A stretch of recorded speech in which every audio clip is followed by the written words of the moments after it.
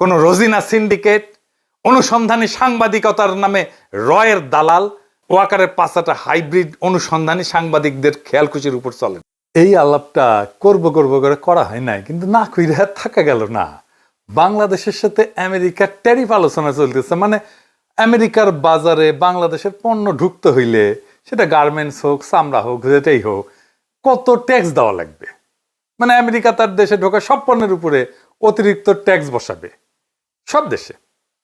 আগে ট্যাক্স ছিল 0 বা 5%, সেইটার ট্যাক্স বা ট্যারিফ হয়ে যাবে 20% বা 30% বা তারও বেশি। এটা হুদাহুদি করে নাই, তারা কইতেছে এটা রিসিপ্রোকাল ট্যারিফ। মানে তুমি যেমন ট্যাক্স বসাও আমার পণ্যে, আমি তেমন ট্যাক্স বসাবো তোমার পণ্যে।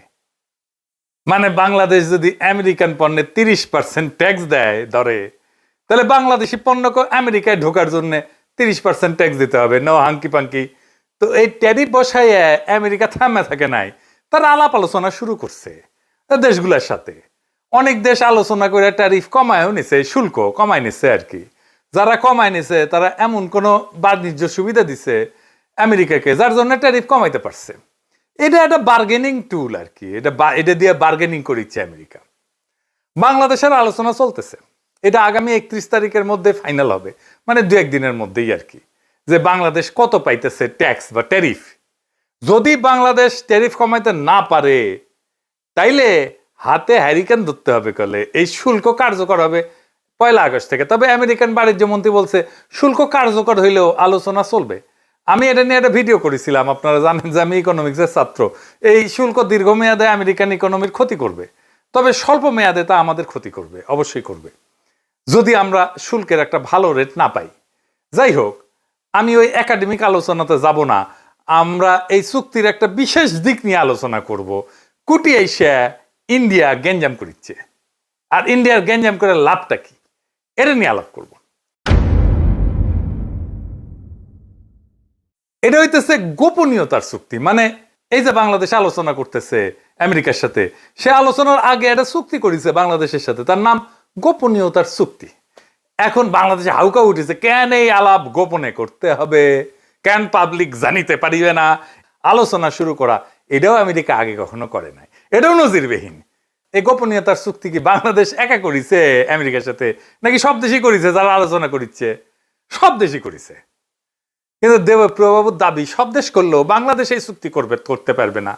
তার মানে যে নেগোসিয়েশন আলাপ, এটা বাংলাদেশ করতেই পারবে না। তো আসেন একটু দেখি। আমি তো কইলাম, আপনারা বিশ্বাস করবেন কেন? আগে দেখি যে আসলে অন্যরা গোপনীয়তা চুক্তি করেছে কিনা।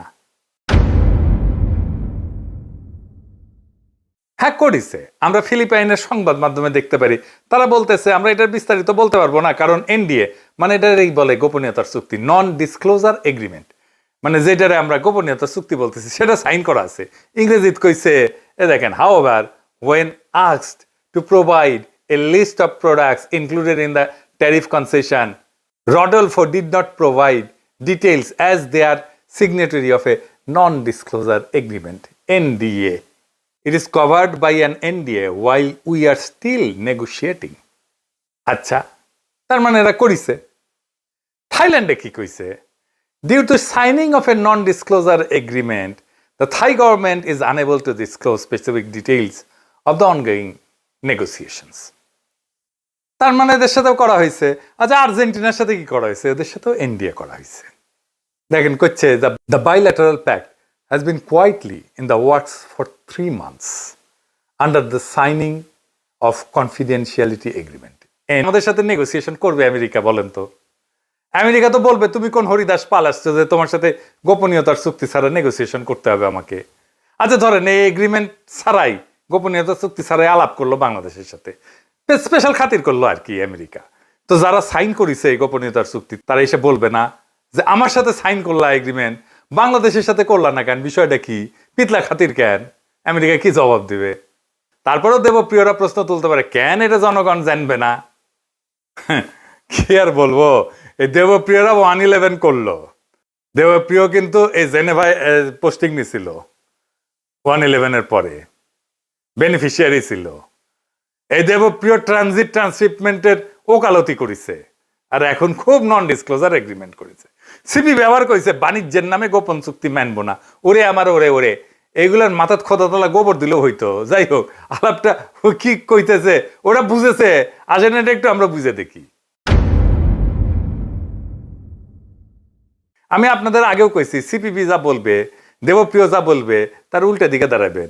সিপিবি যেহেতু বিরোধিতা করতেছে, দেবপ্রিয় যেহেতু বিরোধিতা করতেছে, এটা দেশের জন্য ভালো আর ইন্ডিয়ার জন্য খারাপ। এই চুক্তিটা কোনো গোপন চুক্তি না, এটা গোপনীয়তার চুক্তি। গোপন চুক্তি আর গোপনীয়তার চুক্তি দুইটা ভিন্ন জিনিস। মানে যতক্ষণ এই ট্যারিফ নিয়ে আমাদের আলোচনা হইতেছে আমেরিকার সাথে, ততক্ষণ আমাদের আলোচনার বিষয় বাইরে যাবে না। ধরেন প্রফেসর ইউনূস স্যার তারেক রহমান আলাপ করলেন লন্ডনে, তো ওই আলাপ কি লাইভে দেখছি আমরা? ওটা ধরে লাইভ হইতো, গোপনীয়তার যদি কোনো দরকারই না থাকে। গোপনীয়তা যখন থাকার দরকারই নাই, তাহলে ওই আলাপের পুরাটা রেকর্ড করে জানাই দিলে হয়। তা তো জানাই নাই। আলাপের ফলাফল আমরা জানছি, কিন্তু আলাপের খুঁটিনাটি জানার দরকার আমাদের নাই। এই আলাপ তো প্রকাশ্যে করার বিষয় না। কেন না, আমি এটা পরে বলতেছি। এই আলাপ হবে বাংলাদেশের ট্যারিফ কত হবে। এই ট্যারিফ যদি কমে, তাহলে আমেরিকাকে তো কিছু দিতে হবে। সেটা কি কি দেওয়া হবে সুবিধা হিসেবে, তার সবকিছুই দুই দেশের মানুষই জানবে যখন চুক্তিটা হয়ে যাবে। কিন্তু এই আলোচনার প্রসেসের মধ্যে যা আলোচনা হবে, এই সময়টায় কিছু জানানো যাবে না, কারণ অন্য দেশও আলোচনার মধ্যে আছে। তারা যদি জেনে যায় আমরা কি আলোচনা করতেছি, তাহলে তো এই আলোচনার ফলপ্রসূ হবে না। খুবই ন্যাচারাল এটা। তো বাংলাদেশ যা দিতেছে আর পাইতেছে, এটা আমাদের সাথে যারা কম্পিটিশন করে আমেরিকার মার্কেটের জন্য, তারা যাই না গেলে তো আমাদের বিপদ। আমরা তো নেগোসিয়েশন করতে পারবো না। ইন্ডিয়া তো সুবিধা নেবে এটার, কারণ ইন্ডিয়া তো ওই মার্কেটে আমাদের কম্পিটিটার। বাংলাদেশ যদি যুক্তরাষ্ট্র বা পশ্চিমা শক্তির কাছে ফেভারেবল ট্যারিফ না পায়, তাহলে সেই শূন্যতা পূরণে ভারত চূড়ান্তভাবে উপকৃত হবে। অর্থনীতিতে হবে, রাজনীতিতে হবে এবং আঞ্চলিক প্রভাব বিস্তারে হবে। এই পুরো প্রক্রিয়া এক ধরনের সফট ডিইন্ডাস্ট্রিয়ালাইজেশন এবং স্ট্র্যাটেজিক ডিপেন্ডেন্সি হবে বাংলাদেশের ইন্ডিয়ার উপরে, যদি এই ট্যারিফ নেগোসিয়েশনে আমরা হেরে যাই। বাংলাদেশকে পশ্চিমের বাজারে দুর্বল কইরা বাংলাদেশের অর্থনীতি ভারত নির্ভর করে তুলতে পারবে ইন্ডিয়া, যদি এই ট্যারিফ নেগোসিয়েশনে আমাদের চাইতে ইন্ডিয়া ভালো ট্যারিফ পায়, অথবা আমরা যদি অনেক বেশি ট্যারিফ দিতে হয়। এই জাউরারা হাউকাউ করতেছে, মানুষকে কনফিউজ করতেছে, যেন এই নেগোসিয়েশনে বাংলাদেশ জিততে না পারে, ইন্ডিয়া যেন বেশি সুবিধা পায় আর আমাদের মারা যায়। দেবপ্রিয় সিপিবি এদের হাউকাউয়ের লক্ষ্যই এটা। এই প্রসঙ্গে আমি কোভিডের টাইমে একটা ঘটনার কথা মনে করাই দিই, মিল পাবেন। কোভিডের টাইমে আমরা যেন ভ্যাকসিন না পাই, সে বাগড়া দিছিল ইন্ডিয়া। মানে ইন্ডিয়া চাইছিল ভ্যাকসিনটা যেন ইন্ডিয়া থেকে নেওয়া হয়। তাহলে ইন্ডিয়ার লাভ কি? ইন্ডিয়া এটা তার কূটনৈতিক অস্ত্র হিসেবে ব্যবহার করবে। আমি বেনে বেনে করছি না, দেখেন তো। এই সময় চীনের সাথে ভ্যাকসিন কেনা নিয়ে আলাপ হচ্ছিল বাংলাদেশের। বাংলাদেশকে চীন একটা খুব ভালো প্রাইস দিছিল, দাম দিছিল, খুব কম দামে। শ্রীলঙ্কা থেকে কম দামে এমনকি বাংলাদেশকে টিকা দেওয়া হয়েছিল। শ্রীলঙ্কার তখন অর্থনৈতিক অবস্থা খুব খারাপ, আপনারা তো জানেন। তার সেই অবস্থা তো বাংলাদেশকে একটা ভালো প্রাইস দেওয়া হয়েছিল, যেটা শ্রীলঙ্কার চাইতে কম। এটা হয়েছিল একটা গোপনীয়তার চুক্তি দিয়া। কারণ এই প্রাইসটা যদি শ্রীলঙ্কা জানে যায়, নেপাল জানে যায়, সবে তো বলবো আমাকে বাংলাদেশে প্রাইস দাও। বাংলাদেশ এটা বার্গেন করে পাইছিল। সেই চুক্তির ফাইল প্রথম আলো রোজিনা চুরি করে সচিবালয় থেকে। রোজিনাকে গ্রেপ্তার করা হয়। আমি বলছিলাম কাজ ঠিক হয়েছে। এইটা রোজিনা ইন্ডিয়াকে সার্ভিস দিতে গিয়ে এই কাজ করেছিল।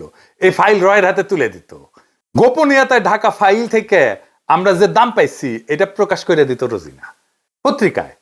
আপনার দাম প্রকাশ করে দিলে তো চীন বিপদে পড়বে। ইন্ডিয়া শ্রীলঙ্কা যায় বলবে, কেন তুমি আমার কাছ থেকে বেশি দাম নিলা বাংলাদেশ থেকে? তাসনিম খলিলারা তখন যুক্তি দিছিল, রোজিনাকে দিয়া কেন চুরি করাবে ইন্ডিয়া?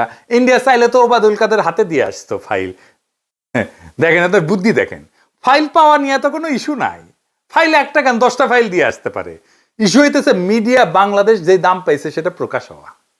একমাত্র সেটা প্রকাশ হওয়া মাত্রই এই চুক্তি ভঙ্গের, গোপনীয়তার চুক্তি ভঙ্গের অভিযোগ চীন করতে পারে এবং সেই অজুহাতে আমাদের ভ্যাকসিন দেওয়া বন্ধ করে দিতে পারে। রোজিনা ব্যর্থ হওয়ায় একজন ডেপুটি সচিব সে দাম প্রকাশ করে দেয়, ফলে চীনা ভ্যাকসিন আসা বন্ধ হয়ে যায়। আমাদের 2 বা 3 গুণ দাম দিয়ে সেই ভ্যাকসিন কিনতে হয়। তাহলে এটা অনুসন্ধানী সাংবাদিকতা নাকি দেশের মানুষের? আমাদের যে বেশি টাকায় ভ্যাকসিন কিনতে হইলো, এটা কার জন্য? রোজিনার জন্য। তো বাংলাদেশকে যে অধিক টাকা গচ্চা দিয়ে ভ্যাকসিন কিনতে হইলো, সেটা আগে কি রোজিনার বাপ দিবে না ওর হাজবেন্ড দিবে? এটা কারে বুঝাইবেন? এই একই ঘটনা ঘটেছে ট্যারিফ নিয়ে আলোচনায়, গোপনীয়তার চুক্তি নিয়ে। আসেন এটা একটু বুঝে দেখি। দুনিয়ায় কোন দেশের মিডিয়ার কোন কুরকুরে নেয়? সবাই তো এই সাইন করছে না, একমাত্র বাংলাদেশের অনুসন্ধানী সাংবাদিকদের এতই কারেন্ট, এই গোপনীয়তার চুক্তি প্রকাশ করতেই হবে। তো এটা নিয়ে কি হইল আসেন দেখি। এখানেও সে একই রোজিনা কাণ্ড ঘটনা হইল। এনবিআর এর দ্বিতীয় সচিব মুকিদুল আলমকে দিয়া এই আলোচনার বিষয়াদি কচুক্ষেতি বাইর করিল। কচুক্ষেতি মানে কিন্তু ওয়াকারের বালক, বালক মানে জানেন তো, হ্যাঁ, যে মারা দেয়, বুঝছাও। র এর ডাইরেক্ট পেরোলে এই পদ বালক, সেইটা দিয়া বাংলা আউটলুকে নিউজ করাইল। মুকিদুল ধরা খাইল, চাকরি গেল। বাংলা আউটলুকের নিউজ ছড়াই নিলে কচুক্ষেতি নিজের পেজে ওই চুক্তির আলোচনা প্রকাশ করে দিল। দেখেন এর ফলে কি হইল, বাংলাদেশের আলোচকেরা, নেগোসিয়েটরেরা মারাত্মক চাপে পড়লো। আলোচনার নেগোসিয়েশন আমরা পিছায় পড়লাম, ইন্ডিয়া আপার হ্যান্ড পাইলো। তাহলে বুঝেছেন তো কে কার সুবিধার জন্য এটা পাবলিক করা হয়েছিল। ওই বালক ওয়াকারের কেন এটা পাবলিক করলো? আপনারা তো জানেন বাংলাদেশ যদি ফেভারেবল ট্যারিফ না পায় তাহলে ইন্ডিয়া লাভবান হবে, আর কেউ না। ইন্ডিয়াকে উপহার দিল ওয়াকারের বালক। এইবার সব বুঝেছেন তো, মিলিছে সব। বাংলাদেশের শিল্প, গার্মেন্টস, রপ্তানি আমেরিকার বাজারে সব ধ্বংস করে দেওয়ার কাজটা এই ওয়াকারের বালক কইরা দিল। যদি বাংলাদেশ ভালো ট্যারিফ না পায় তার দায় একমাত্র এই বালকের। আপনারাই বলেন এটা প্রকাশ করে কি এমন হাতি ঘোড়া বজরা পানসি হয়েছে? কি অর্জন করছে বাংলাদেশ? কিছুই না। বাংলাদেশের জনগণ কি অর্জন করছে? কিচ্ছু না, হারাইছে। কিন্তু এইটা প্রকাশ করার জন্য এত কুরকুরানি কেন ওদের খোয়ায়? কুরকুরানি মোদির কুরকুরানি, ইন্ডিয়ার কুরকুরানি। কারণ মোদি কইছে শুধু ওয়াকার নামিও তোমার বালক বানাবো, আর ওই খুশিতে মাইছে দৌড়। তাইলে কি আমরা ফেভারেবল ট্যারিফ পাবো না আমেরিকার বাজারে? দুইটা দিন অপেক্ষা করেন, ভালো খবর পাবেন ইনশাআল্লাহ। ওয়াকারের পদ বালক কাজটা খুব জটিল এবং কঠিন করে দিলেও এটা উত্তরানো গেছে। আমার কাছে যতটুকু খবর আছে, চুক্তির ডিটেলস দেশ বেশি জানতে পারবেন তাড়াতাড়ি। এই ট্যারিফ আলোচনা, এই গোপনীয়তার চুক্তি সবই কূটনৈতিক বাস্তবতা। এই বাস্তবতায় কার কি বক্তব্য, কে কি প্রকাশ করলো সেটা বড় কথা না।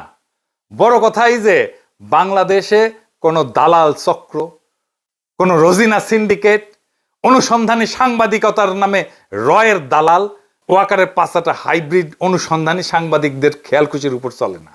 আমাদের রাষ্ট্র যদি সাহসিকতার সাথে ন্যায্য বার্গেন করে, যদি ঠিক সময় জিপ কামড়ে চুপ থাকে, তাহলে আমরা জিতবো। কারণ এই খেলা গলা ফাটানোর না, মাথা খাটানোর। আজকের দিনটায় আমরা শিখে গেলাম তথ্য চুরি করা নয়, কৌশল দিয়ে জয়লাভ করতে হয়। গোপন রাখাটা সবসময় চোরের চক্রান্ত না, কখনো কখনো তা হয় রাষ্ট্রীয় অস্ত্র। যারা চায় বাংলাদেশ বিশ্ববাজারে হারুক, তারা চায় না গোপনীয়তা থাকুক এই বাণিজ্য আলোচনায়। তারা চায় প্রত্যেকটা দরজার চাবি পড়ুক দিল্লির হাতে। কিন্তু না, এবার আর তা হবে না। বাংলাদেশ দাঁড়াইছে নিজের কৌশলে, নিজের স্বার্থে, এবং এই দাঁড়ানোয় মাথা উঁচু করে দাঁড়ানো। ধ্বংস হয়ে হারায় যাওয়ার আগাম ঘোষণা না এটা। এই জাতি মাথা নত করে না। এই জাতি নিজের বাজার, নিজের রপ্তানি, নিজের শ্রমিকের ঘাম দাম চায়।